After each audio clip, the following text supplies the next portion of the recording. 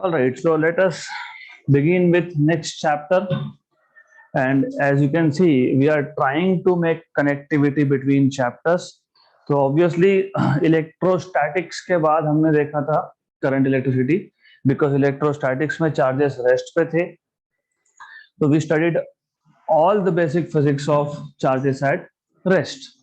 Then charges start moving, and when charges start moving, two things happen. एक तो current मिलता है, इसलिए हम बोलते हैं current electricity. And moving charges also produce magnetic fields. That is why उसके आगे का चैप्टर था magnetic fields due to electric current. Now we are moving towards new chapter which is magnetic materials. अब मैग्नेटिक मटेरियल्स में if you know there are some materials which are intrinsically they show magnetic properties. For example iron. अगर आपने ion को एक magnet के पास रख दिया तो क्या होता है? That gets attracted. Okay, then but there are also some materials जैसे कि प्लास्टिक है, जैसे ग्लास है, right? When you keep those materials near a magnet, they will not be attracted, they show no magnetic properties. So basically this brings us to a point कि ऐसा क्यों होना चाहिए? Because ultimately if you think, ultimately be it any atom or any molecule or any substance, जब मैं substance की बात करता हूँ तो substance is ultimately made up of molecules or atoms. And अगर मॉलिक्यूल भी होगा तो molecule is ultimately made up of atoms, और एटम होगा तो it is ultimately made up of nucleus and electrons revolving around the nucleus. मतलब at the basic level हर एक substance में एटम है, एटम में इलेक्ट्रॉन्स और न्यूक्लियस है. तो why such thing should happen कि एक मटेरियल मैग्नेटिक प्रॉपर्टीज शो करता है, दूसरा नहीं करता है? So ultimately we also are made up of the same thing. वैसे इसको हम लोग बोलते हैं baryonic matter. So we are also made up of atoms. We also contain nucleus and electrons. So we should also feel we should also have magnetic properties, isn't it? हमारे पास में एक बड़ा मैग्नेट रख दिया तो हमको भी उसके तरफ अट्रैक्ट होना चाहिए, पर ऐसा नहीं होता है. ऐसा नहीं होता है. ऐसा क्यों नहीं होता है? और जो मटेरियल मैग्नेटिक प्रॉपर्टीज शो करते हैं वो क्यों शो करते हैं? So that will be all included in this chapter. तो मैग्नेटिक मटेरियल्स में first of all what we want to do is, हमको ये समझना है for such some materials like iron which shows magnetic properties, उसमें वो magnetic property कहाँ से आया? Such some substances like for example plastic, it doesn't show magnetic property. तो वो why it does not show magnetic property? So we are going to cover all this in this particular chapter which is magnetic materials. To start with, magnetic properties क्यों आते हैं वो देखेंगे, but to start with we want to again revisit a topic that we came across in the last chapter. आपको याद है last chapter में we derived a formula for torque acting on a current carrying loop inside external magnetic field.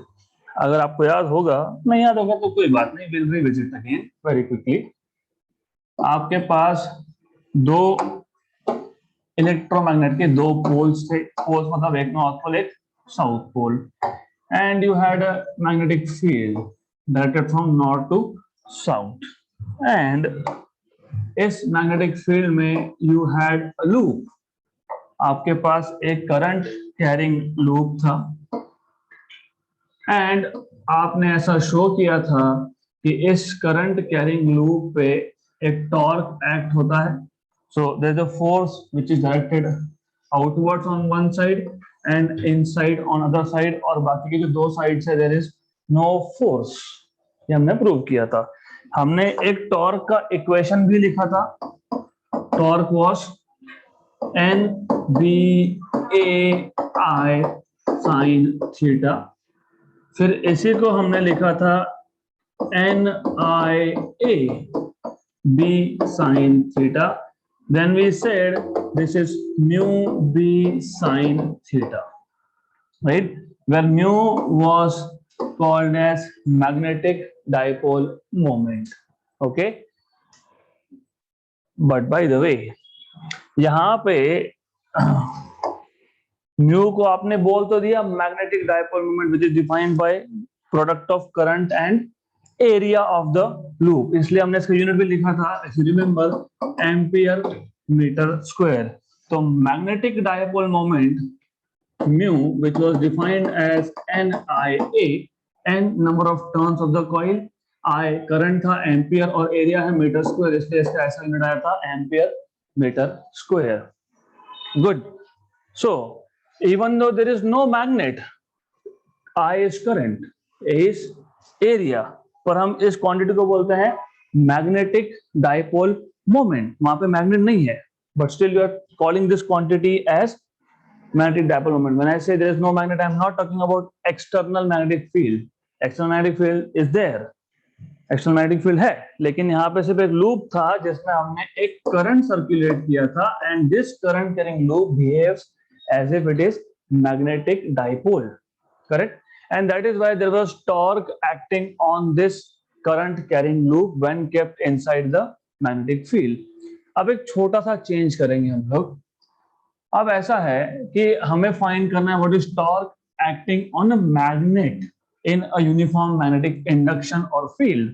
So basically the only change here is आपके पास अभी भी एक uniform magnetic field है, तो यूनिफॉर्म मैग्नेटिक फील्ड क्रिएट करने के लिए आपने इलेक्ट्रोमैग्नेट यूज किया होगा। I am not showing electromagnet here, so there is electromagnet which I am not showing.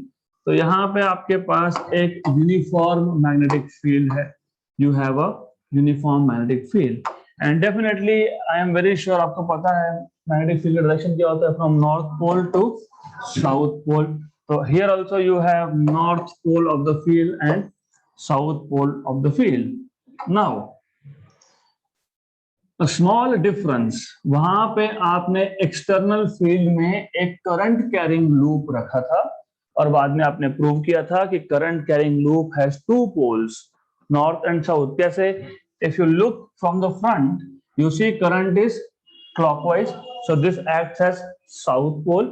इसी लूप को पीछे के साइड से देखोगे तो current will appear as anti-clockwise, and you say that is the north pole of the magnet. But that there was no magnet. Remember, वहाँ magnet नहीं था, but it behaves as if it is a magnet. What happens अगर मैं सच में एक magnet, bar magnet को place कर देता हूँ? What if I place a bar magnet in an external field? Okay, so you have this bar magnet, और आपने इस बार मैग्नेट को एक मैग्नेटिक फील्ड में रख दिया, राइट? तो क्या होगा? First of all you need to know, आपको पता होना चाहिए कि one side will be acting as if it is south pole and other as north pole. तो this will let us say south pole and let us say this is north pole. And by the way, जिनका 11th में ये topic cover नहीं हुआ है उनके लिए मैं थोड़ा सा डिटेल बताऊंगा, because you need to know each and everything. तो इफ यू डोंट नो, ये जो बार मैग्नेट का लेंथ है, total length of this bar magnet, this is called as magnetic length. जितना भी इसका लेंथ होगा that is magnetic length. And poles, ये जो बार मैग्नेट के पोल्स है, they are slightly inside, they are slightly inside, okay, right? And the distance between north pole and south pole is called as, that is why you need to remember basics. तो मैंने क्या बोला? actual length of the magnet is called as magnetic length. In reality, the distance between north pole and south pole is called as magnetic length, and this is called as geometric length of the magnet. So the actual length of the magnet is called as geometric length, and the distance between north pole and south pole of a magnet is called as magnetic length. और आपको relation भी पता होना चाहिए. You should know magnetic length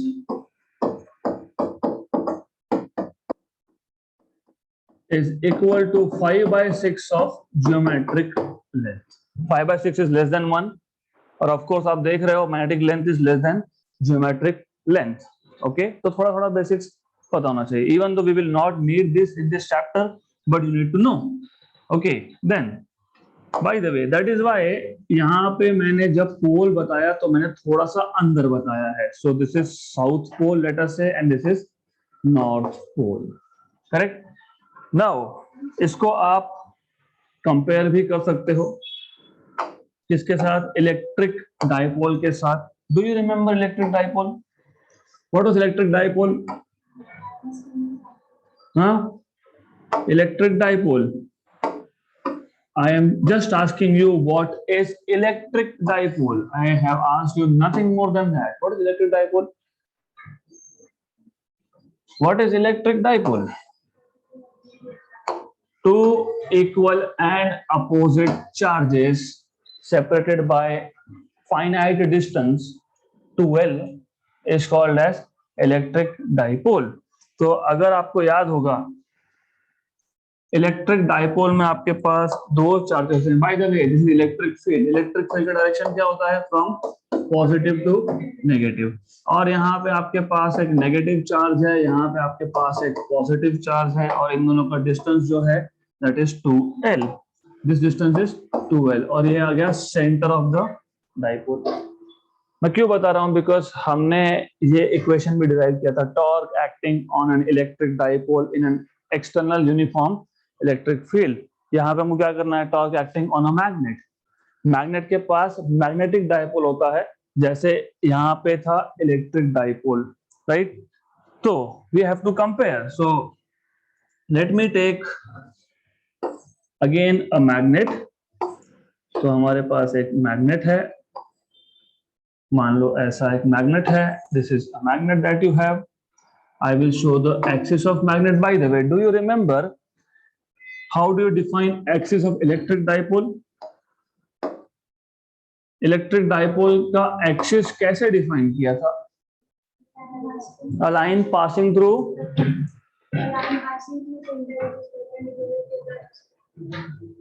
a line passing through. Basics पता होने चाहिए. You have two charges. One is negative charge, other is positive charge, negative and positive charge. A line passing through centers of both the charges.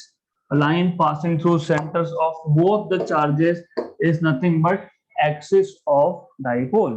कौन सा dipole? Electric dipole. Correct? Right? तो ये जो मैंने आपको बताया -q to +q, ये जो लाइन है, this line is nothing but axis of electric dipole. And अगर आपको याद होगा, यू से this angle is theta, angle between axis of dipole and the electric field. Okay, और आप एक क्वांटिटी डिफाइन करते हो, electric dipole moment. Do you remember how do you define this quantity? Q into 2L. So electric dipole moment was a quantity defined as magnitude of one of the charges and the product of magnitude of one of the charges and the distance between the two charges. Correct? On the similar lines, similarly आप लोगों को define करना है, first of all, what is axis of magnet? Axis of magnet is a line passing through the two poles. So axis of a bar magnet is a line which passes through the poles of the magnet, right? जैसे आपने यहाँ पे बोला theta is the angle made by axis with respect to electric field. Here you can say theta is the angle made by axis of the magnet with respect to magnetic field, क्योंकि यहाँ पे क्या है? आपके पास magnetic field है, right? Clear? जैसे आपने यहाँ पे डिफाइन किया था, क्या डिफाइन किया था? Electric dipole moment. यहां पे आप डिफाइन करोगे मैग्नेटिक डायपोल मोमेंट और उसको हमने बोला था म्यू, राइट। सिमिलरली यहां पे था magnitude of one of the charges, यहां पे आता है magnitude of one of the pole strength. Pole strength को आप डिनोट करते हो Q suffix M। This is not charge, this is strength of the pole multiplied by 12 multiplied by 12, right. तो थोड़ा बेसिक्स पता होना चाहिए आप लोगों को। Then what happened next was, जब आप torque acting on electric dipole की बात कर रहे थे, first of all what do you mean by torque? Torque का क्या मतलब होता है? What is torque?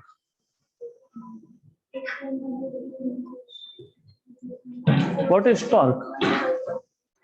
Force which is responsible for rotation. Good.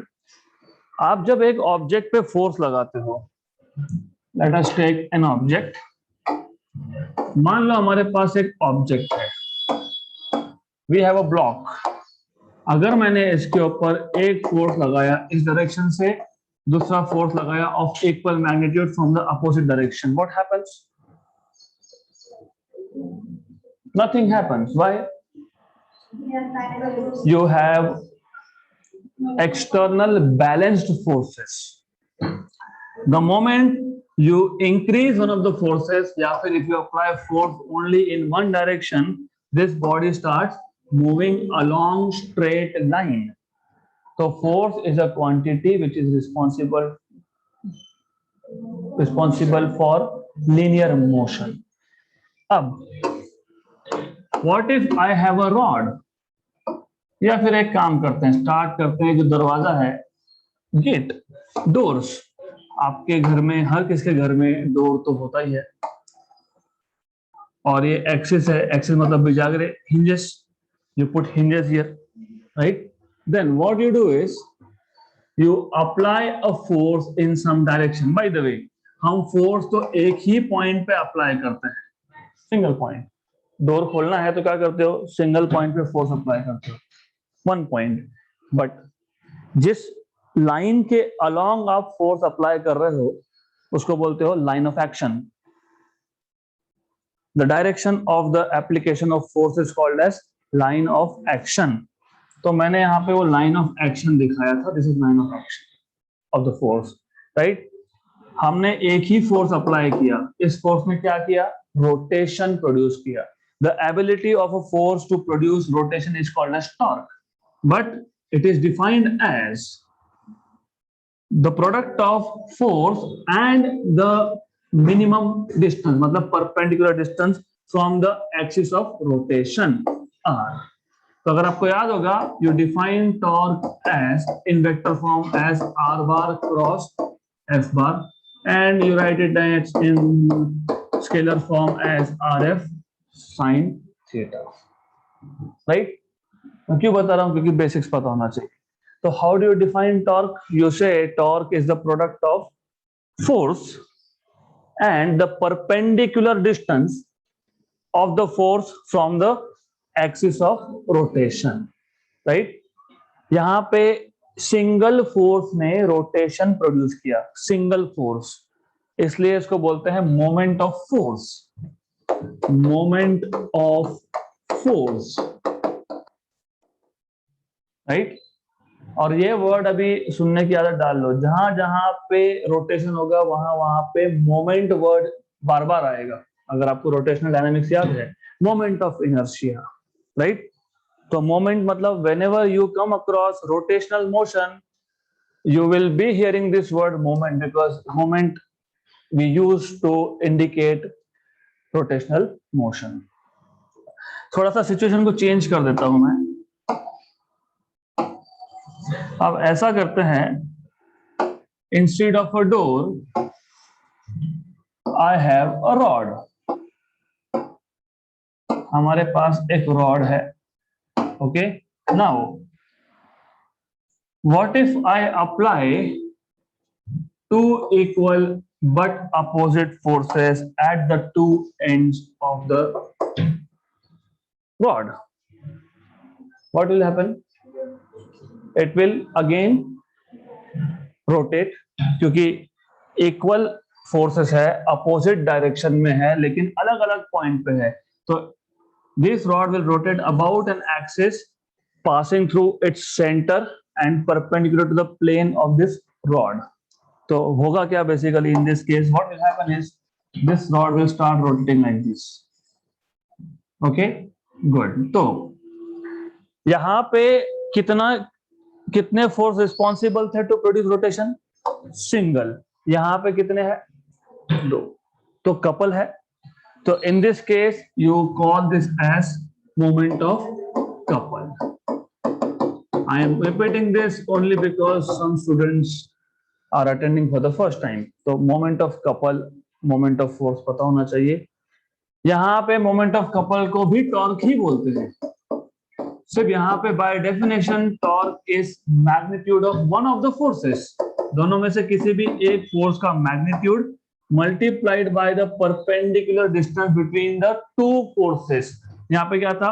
Force multiplied by the perpendicular distance from the axis of rotation. यहाँ पे क्या है? Product of magnitude of one of the forces and perpendicular distance between two forces. यहाँ पे distance of axis से measure नहीं करते हो. This is what you need to know, right? तो will you remember what is definition of moment of couple? मतलब torque, correct? तो why are we doing all this? Because of course जब electric dipole moment derive किया था तो आपने बोला था कि ये जो पॉजिटिव चार्ज है इस पे एक फोर्स लगेगा which is in the direction of the electric field, क्योंकि इलेक्ट्रिक फील्ड डायरेक्शन क्या है? From positive to negative. और ये जो नेगेटिव चार्ज है इस पे एक फोर्स लगेगा in the direction opposite to that of electric field. तो यहाँ पे एक फोर्स है F, यहाँ पे एक फोर्स है F, and by definition force is Q into E and this is minus Q into E. Correct? तो ये जो दो फोर्सेस थे they are forming a couple, right? वो था इलेक्ट्रिक डायपोल का केस. अब मैग्नेटिक डायपोल पे आ जाते हैं. We have a bar magnet which is inside external magnetic field. इस पे इसका जो नॉर्थ पोल है it will experience a force in the direction of the field and here this will experience a force in the direction opposite to that of the field. Here force is, and जैसे आपने यहाँ पे लिखा charge into electric field, यहाँ पे बोलते हो pole strength into magnetic field. So you will have pole strength into magnetic field. Pole strength of south pole is taken to be positive या negative? Check करना है. You have to check this. Okay, it is taken to be positive or negative. You need to check. But anyways, force दोनों का same होगा magnitude wise. So I am just writing pole strength into B. This is assignment for you. Check what is the pole strength of north pole and south pole. कौन सा positive कौन सा negative एक बार check करो. 11 के text books में है वो and we have taken also, so you need to know this. Why? Because of course electric dipole moment जब तुम डिफाइन करते हो तो बोलते हो वेक्टर क्वांटिटी है directed from negative charge to positive charge. Magnetic dipole moment is also a vector quantity directed from north pole to south pole. So that is why it is important for you to understand which pole is taken to be positive and which pole is taken to be negative. Okay, तो अब do you see two equal and opposite forces acting in both the cases? Yes. तो क्या होता है when you have two equal and opposite forces acting at two different points? Rotation मतलब they constitute a couple and there is a torque acting. तो उस पर torque act होगा.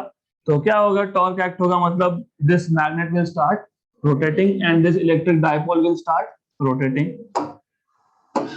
Now I will get rid of this case of electric dipole. सिर्फ comparison के लिए जरूरी था, डबल मेहनत नहीं करना है. जो केस इलेक्ट्रिक डायपोल का है वही इसका है. Correct? Have you understood this situation so far? Yes, good.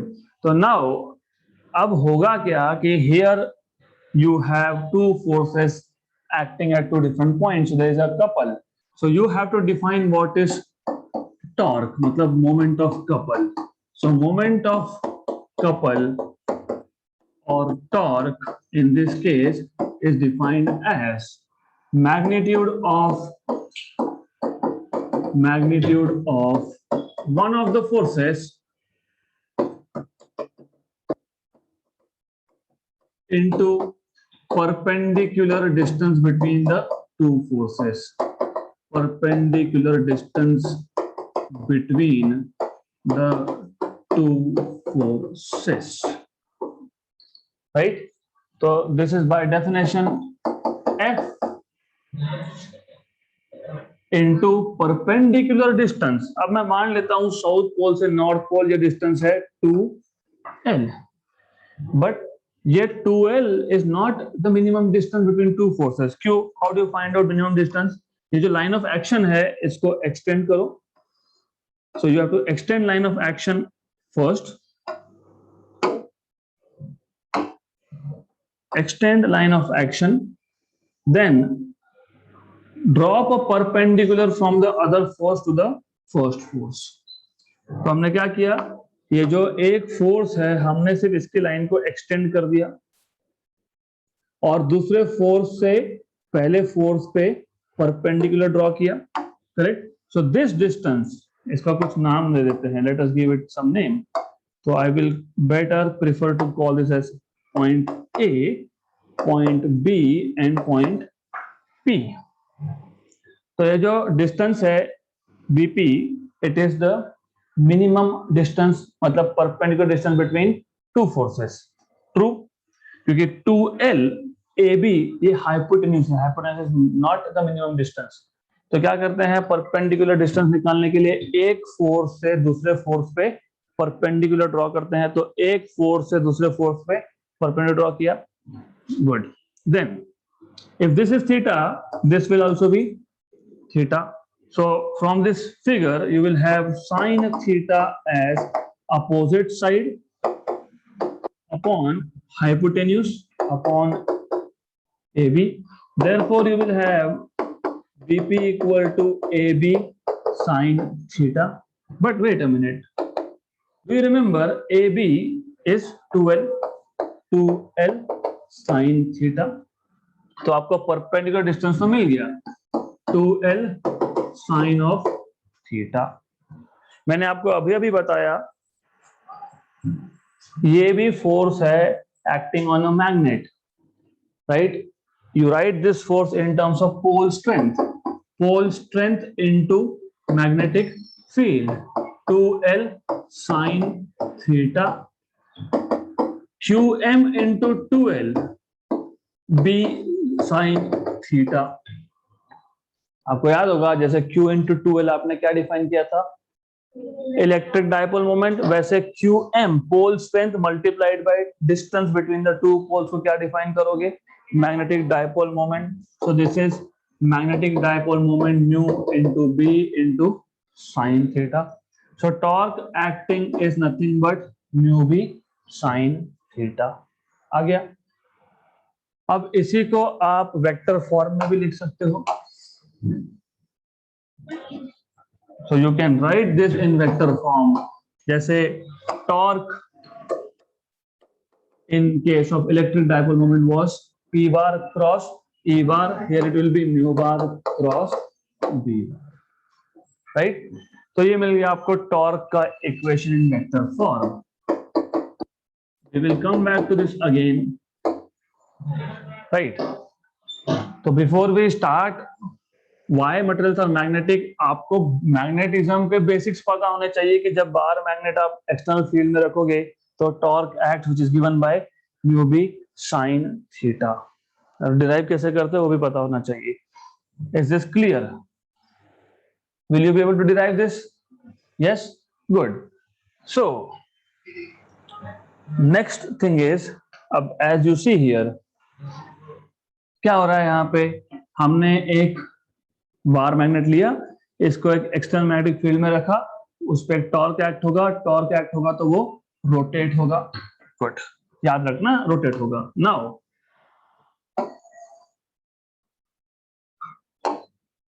Okay, anyways what happens if, आपको ये भी याद होना चाहिए इलेक्ट्रिक पोटेंशियल एनर्जी कैसे फाइंड किया था, potential energy of electric dipole कैसे फाइंड किया था आपने, और मैंने लास्ट चैप्टर में रिवाइज भी किया है. How do you define integration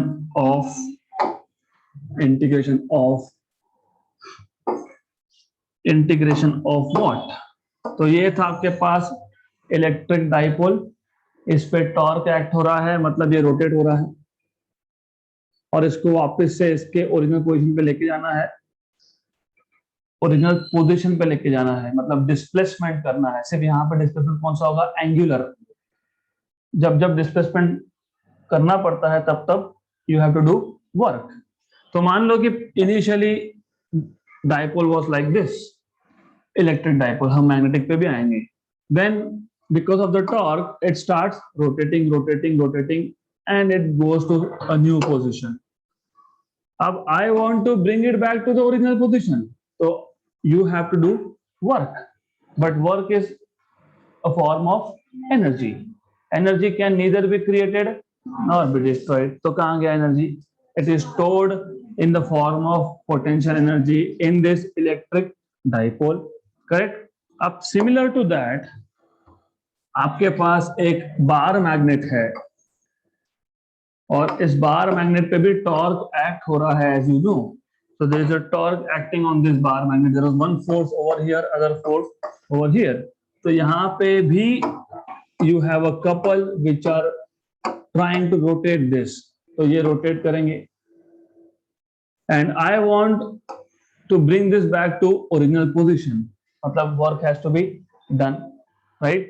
तो work done by the external torque. क्यों external? ये जो rotation produce हो रहा है ये intrinsic torque है. ये torque क्यों है? Because of the external magnetic field.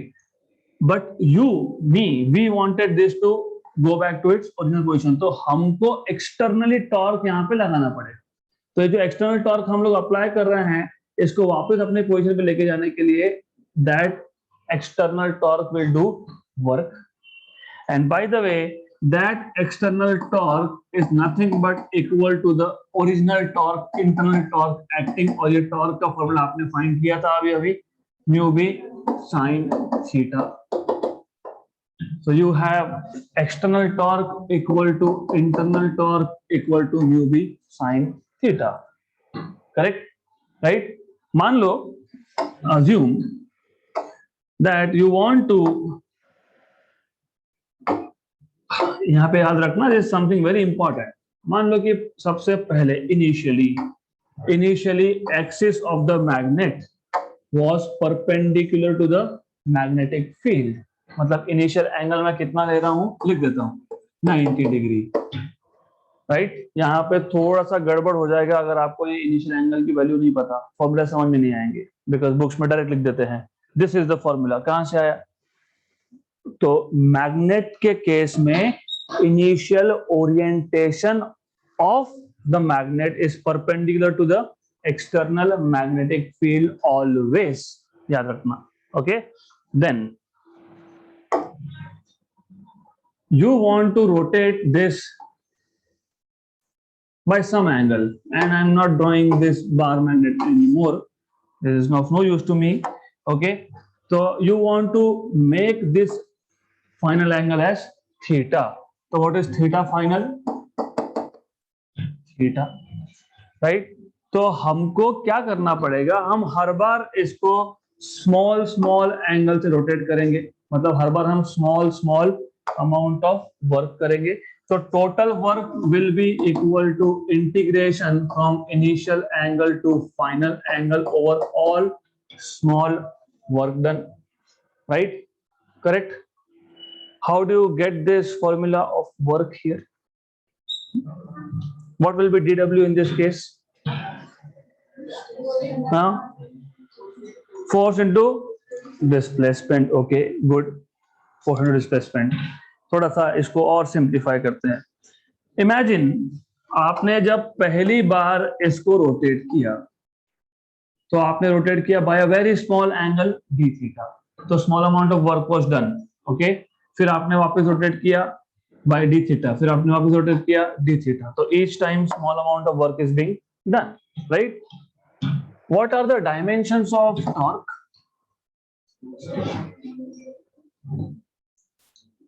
अभी म्यू के डायमेंशंस पता होंगे तो टॉर्क के डायमेंशन आएंगे, फिर बी के भी पता होना चाहिए, कोई प्रॉब्लम नहीं। टॉर्क तो टॉर्क है, आर इंटू एफ लिखो या फिर म्यू की साइन थीटा लिखो, टॉर्क इज टॉर्क।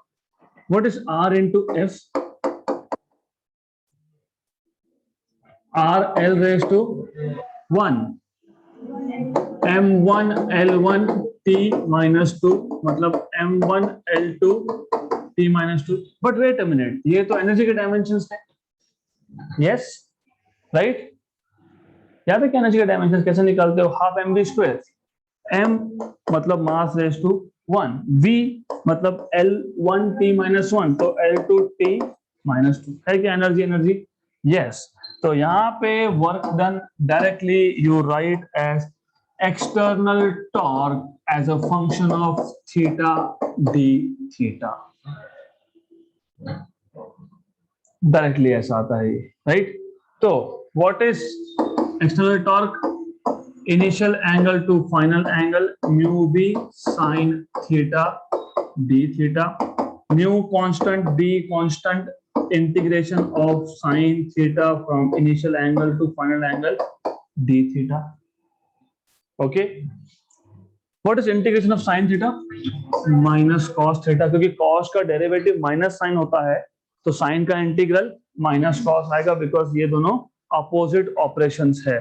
तो आपको मिलेगा work done equal to mu B minus cos theta from some initial angle to some final angle. Now there are two ways of writing this, एक तो minus sign को बाहर निकालो या फिर माइनस को गायब करके लिमिट्स को इंटरचेंज कर दो, आपके ऊपर।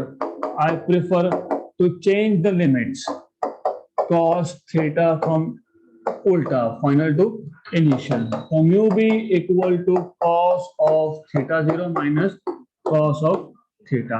This work done is stored in the form of potential energy, correct? Now मैंने क्या बताया था? इनिशियल ओरिएंटेशन क्या था? परपेंडिकुलर, मतलब angle, initial angle 90। If I put cos of 90, what is cos 90? Minus cos theta, तो ये आ गया minus mu B cos theta. तो बुक्स में डायरेक्टली ये दे देते हैं, फ्रॉम दिस स्टेप, और यहाँ पे वो जीरो लिखेंगे for some reason, okay, I don't know which reason, but they write it lower limit as zero, और सीधा नेक्स्ट स्टेप में यहाँ पे आ गए। कहां से आया? I don't know. तो कहां से आया? Initial orientation is always taken to be perpendicular, okay. Then, और ऐसा लिखने का रीजन है, of course you can now imagine क्यों लिखा होगा ये cos थीटा। कौन से प्रोडक्ट में cos थीटा देखते हो? डॉट, तो दे वांट टू से कि okay minus mu bar dot B bar is the potential energy, right? Going next, one step ahead, you have, just a minute, तो अब let us forget about all this।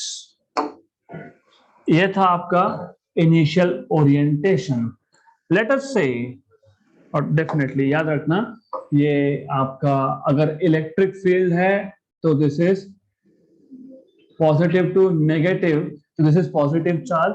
अगर ये आपका magnetic field है तो this is north pole, and here you have south pole, correct? Now अगर final angle zero है, final angle zero है मतलब क्या है? ऐसा है, क्योंकि obviously north pole was attracted towards south pole of field, तो ये नॉर्थ है, साउथ था, final angle zero. You know north pole is attracted by the south pole, north and south attract, north and north repel, so this is the most stable position. Why? Because attraction, most stable position. So ऐसे form में लिखने का एक reason है, that you can say case number 1, if theta final angle is 0, मतलब You see, bar magnet, axis of the magnet is in the direction of the external field. So you will have this as minus mu b. Going back to basics of physics, potential energy जब भी minimum होती है वो most stable position होता है. Minus मतलब it is telling you potential energy is minimum, मतलब this is most stable position of the bar magnet inside external magnetic field. Number 2, if you have theta equal to 180 anti-parallel, what is sign of cos of 180? Minus. So this is mu b. This is a maximum potential energy. और अगर आपको याद होगा तो हमने last chapter में already किया है ये सब. Maximum potential energy is the most unstable position. Real life से कनेक्ट करो. I have object at some height from the surface of earth. What is potential energy? mgh. अगर मैंने इसको छोड़ दिया तो will it fall down? Yes. Why?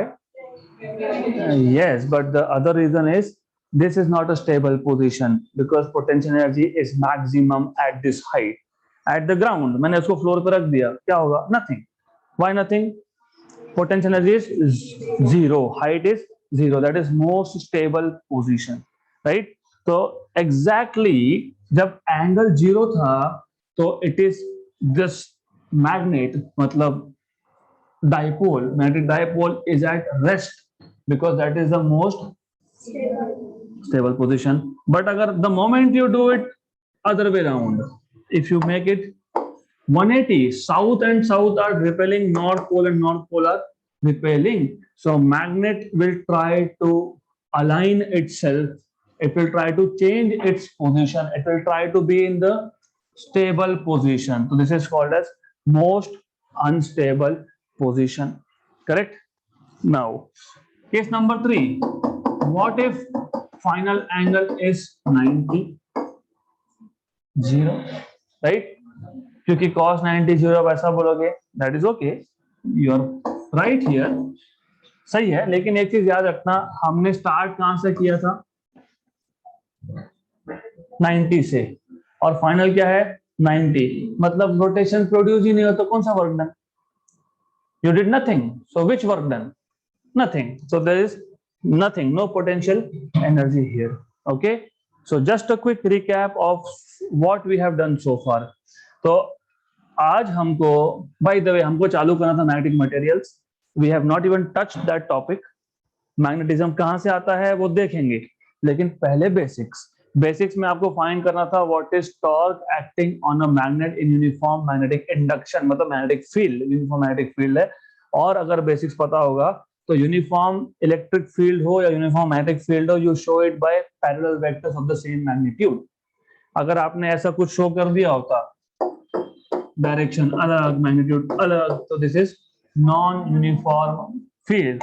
तो uniform field को शो करने के लिए सबसे पहले you have to show parallel vectors of the same magnitude. इसमें आपके पास एक बार मैग्नेट है, फील्ड का डायरेक्शन है north pole to south pole. इस बार मैग्नेट पे टॉर्क एक्ट होगा, क्यों? क्योंकि north pole will be attracted towards south of the external field and south of the magnet will be attracted towards north of the external field. So there are two forces forming a couple. Whenever there are two forces acting at two different points, they tend to rotate the object. यहाँ पे object क्या है? Magnet. So these two forces will tend to rotate the magnet, right, in the direction of the field of force. Then हम जब भी दो forces they are acting at two different points and they are causing rotation, you define what is moment of couple, मतलब torque, and by definition it is magnitude of one of the forces multiplied by perpendicular distance between the two forces. अब दोनों में से एक force मैंने ले लिया F. Perpendicular distance between two forces निकालने के लिए you have to drop a perpendicular from one vector to another. आप बोलोगे ऐसा ही क्यों किया? उल्टा करो, क्या फर्क पड़ता है? यू टेक दिस, इस लाइन को एक्सटेंड करो, एक ही आना है, you will get the same answer, so don't worry. तो किसी भी एक वेक्टर से दूसरे वेक्टर पे परपेंडिकुलर ड्रॉप करो, this perpendicular distance is nothing but the minimum distance. तो यहाँ पे ये I will write down here torque equal to F into distance BP. But BP distance, if you take sine theta, where theta is the angle between magnetic dipole moment या फिर axis of the magnet with respect to magnetic field. So if you take sine theta, it is opposite side upon hypotenuse. So sine theta is BP by AB.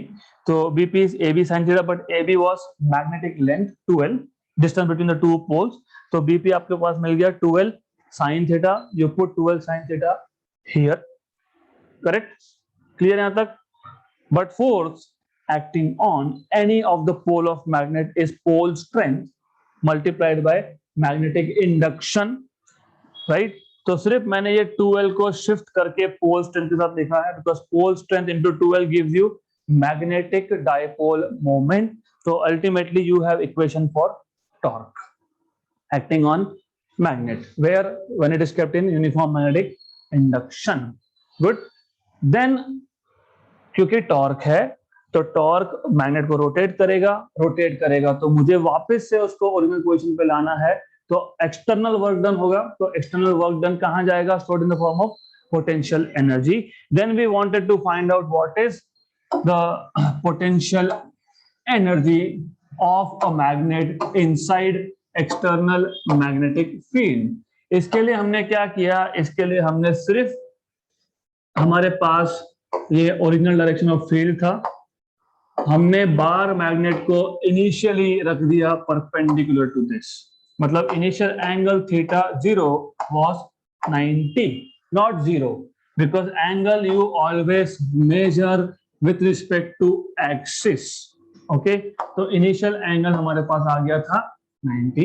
Then I am rotating it to bring it to new angle theta, right? So work done is given by torque into d theta. This is not multiplication of theta, this is function of theta. Torque के equation में theta था क्या? था ना? तो इसको बोलते हैं torque is a function of theta. You write it this way, tau of theta. तो याद रखना, वहां पे मैंने जो ब्रैकेट में थीटा लिखा है that is not multiplication. Torque is a function of theta. तो torque is mu b sin theta, अभी आपने डिराइव किया था d theta, correct? Mu और b constant outside, integration from initial angle to final angle sin theta d theta. Then sin का integration minus cos from initial angle to final angle. Then put values, you get formula for potential energy as mu b cos of initial angle minus cos of final angle. लेकिन यहाँ पे आपने initial angle लिया था 90, तो cos 90 is 0, तो you have potential energy as minus mu b cos theta. ये formula equation number 1, you can use it anywhere you want unless the initial position of the magnet is not perpendicular. Initial position अगर perpendicular होगा तो ही ये formula use होगा, equation number 2 बोल देते हैं, otherwise equation number 1 use करना पड़ेगा। बुक में नहीं बताया, डायरेक्टली हो गया। देन यू गेट कंफ्यूज्ड कि अरे पर ये फॉर्मूला था, मेरा आंसर करेक्ट क्यों नहीं आ रहा है? क्योंकि ये स्पेशल कंडीशन में है, right? Okay, so you need to remember this.